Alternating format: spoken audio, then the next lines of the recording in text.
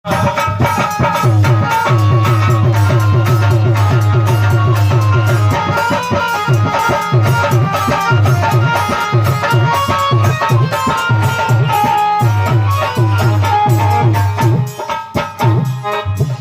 में लाल लाल नेत्र के राजन, हमें लग रहा है तू ही व्यभिचारी है कि तेरी चंदा जैसी नारी राजन कहलाई सरोसरी।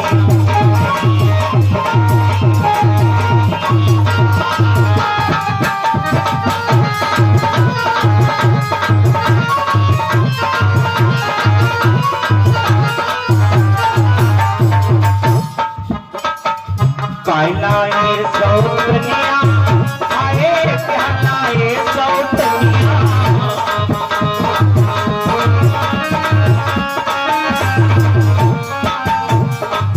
तेरी चंदा जैसी नारी राजन कहलाए सौतनिया।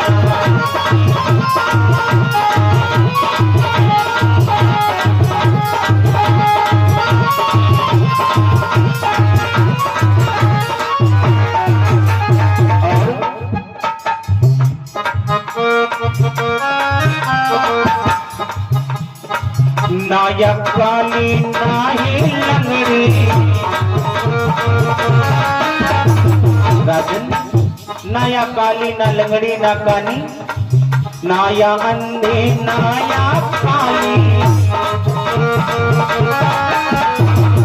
यत चंदा को जियार राजन कहलाए सौतनिया।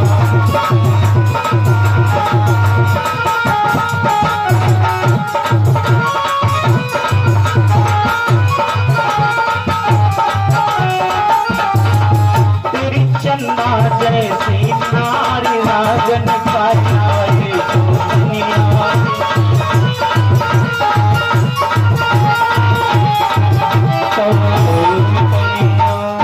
आज सुरुचि ने कहा राजन, तेरी चंदा जैसी नारी काहे ब्याह लाए सौतनिया, आखिर कारण क्या है? उसी समय सुनीति ने हाथ जोड़ करके कहा, बहन इसमें राजा की कोई गलती नहीं, इन्हें कुछ मत कहिए। हमने आपका विवाह कराया और सब कुछ हमारे कारण ही ये हो रहा है। उसी समय इतना सुनते ही सुरुचि ने हंस करके कहा, सुनीति तूने अपने हाथ से अपने पैर में कुल्हाड़ी मांगी, ये जानते हुए कि शौक की नहीं हो सकती, और फिर भी क्या सोच करके तूने विवाह कराया? उसी समय सुनीति ने रो करके कहा, बहन मेरे गर्भ से कोई संतान नहीं हुई, मैंने सोचा तेरे गर्भ से कोई संतान होगी, हम दोनों बहनें घर में रहेंगी और दोनों बालकों को मिल करके लालन पालन करेंगे। उसी समय सुरुचि ने भाव बदलते हुए कहा, इसका मतलब तू बांझिन है? मानो इतने शब्द सुन करके आंखों से आंसू बहने। सुरुचि ने कहा, और ये नागिन कौन? तू मेरे साथ रहे, मैं नहीं रह सकती। और सुन, तू चाहती है कि मैं इन महलों में रहूं, तो मेरी एक शर्त है। शर्त यह है कि आज के बाद तू राजा से, इन महलों से सारे संबंध तोड़ दे। सुहागिन रहने के बावजूद भी विधवाओं जैसी जिंदगी अगर स्वीकार हो तो बता, अन्यथा आज इसी समय हमारी डोली को हमारे मैके पहुंचा दे। वारी नारी जो एक नारी का दुख ना समझ पाई। इतनी शब्द सुनी तो सारे नगर की नर नारी सोचने लगी, कितनी निष्ठुर नारी है कि एक ओर वो खड़े खड़े प्रार्थना कर रही और दूसरी ओर ही उसी को भगाने में लगी है। सुनीति ने हर शर्त को स्वीकार कर लिया और प्यारे भक्तों उसी समय बिना कुछ कहे महलों की ओर गई। सर से राजसी वस्त्रों को उतार दिया। जो रानी वैभव लक्ष्मी के समान सजी धजी रहती थी, आज विधवा के भेष में नजर आ रहे हैं। और जैसे ही महलों की सीढ़ियों से सुनीति को प्रजा के लोगों ने देखा तो हृदय में वज्राघात सा होने लगा। विचार करने लगी, रानी की ये दुर्गति, जो हमारी रानी महारानी लक्ष्मी के समान सुशोभित हुआ करती थी, आज उनकी ऐसी दशा। और जैसे ही उत्तान पाद ने दृष्टि उठाकर देखा, आज महाराज के पैरों के नीचे से जमीन खिसक गई। जिसका पति जीवित हो और उस पत्नी की ये दुर्दशा। महाराज के भी आंखों से आंसू बहने लगे।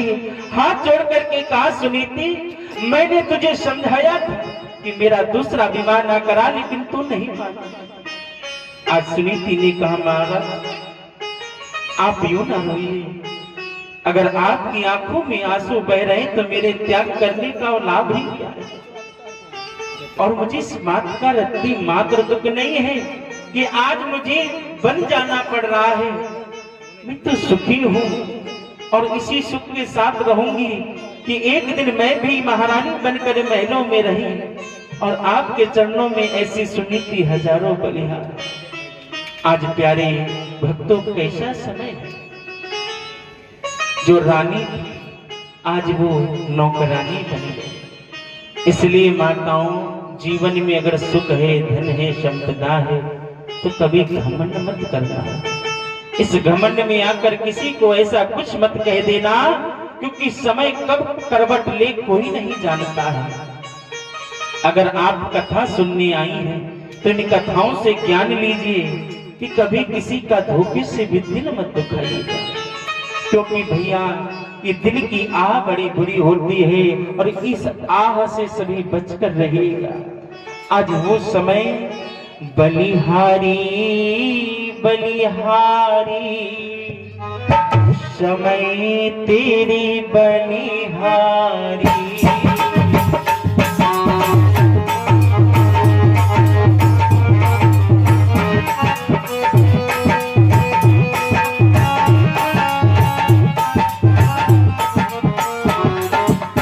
बलिहारी बलिहारी, समय तेरी बलिहारी।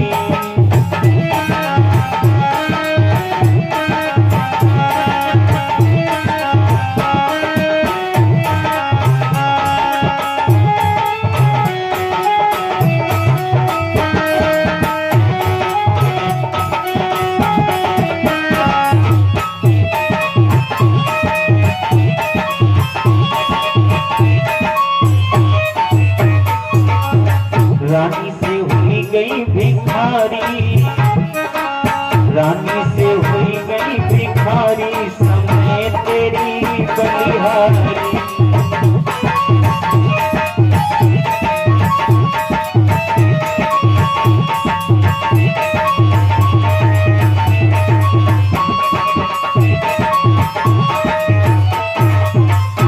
वारी समय की मार